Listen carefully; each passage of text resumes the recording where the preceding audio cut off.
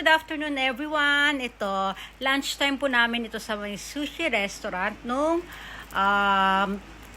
July 16. Ayan, kasama namin yung biyenan ko, tsaka yung younger sister niya. Ayan, si Kane. Apat lang kami.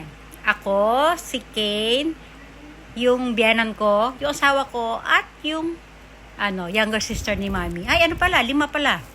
O, diba? O, ayan. O, pasok mo si Kane doon. O, ayan na, nauna na yung maglola. Ayan, may bagong ka-close na naman si Kane. Kahit kanino naman kasi nakikipag-close yung batang yan. Eh. Ayan, no? Super, siya, friendly siya. O, ayan na. Naglaro na siya. O, ayan yan yung pinaka-close ni Mami sa mga kapatid niya. Marami siyang kapatid pero yan ang pinaka-close niya. Ayan, kumuha kami ni Mami ng soup. Free soup. Free lunch soup. Ayan. Diba? Ito na yung mga order namin. Sushi restaurant siya pero iba-iba yung ma-order mo. May mga fried. Ayan. Ito yung ano yan. Basta yun. Ang bilis eh. Ayan na si King, kumakain na siya. Oh. Ano may kinakain niya? Pusit pala yun.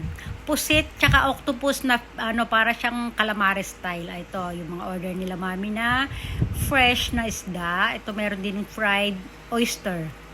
Ito naman, fried shrimp. Yung isa, fried chicken, no? Diba? Puro fried. Ito naman, mga isda rin niya, mga puro isdang hilaw na may kanin sa ilalim. Ayan. Yan si Kay, nag-ice cream na. Hindi pa tapos kumain, nagde-dessert na, di ba? Kasi sobrang init talaga ng panahon eh. Ayan, nagpalamig muna si Kay. Ito na. Dami na naman nilang in-order. Pero ubos nila yan. Grabe sila talaga. Talaga, malakas kumain. Di ba? Ayan, nag-wash-wash na ang Kay. Hand wash. Sinaway na natin kasi naglalaro na. Ito na, nandun na tayo sa palabas na tayo. Wala siyang short kasi nabuhusan ng tubig. Ayan, kaya nakaganyan na lang siya. Takbo dito na, takbo doon. Sige, habulan. Ayan, nagbabayad na yung papa niya. Ayan na, ito na, palabas na kami. Ito na nga. May nilalaro pa siya doon sa labas. Ano na yun, kung ano pinupulot. Diba? Kita nyo na. May nakita na naman siyang iba. Tayo na, halika na, alis na tayo na, halika na, na tayo, magpaalam ka na. Okay, bye-bye everyone na, bye-bye. Bye everyone, thanks for watching.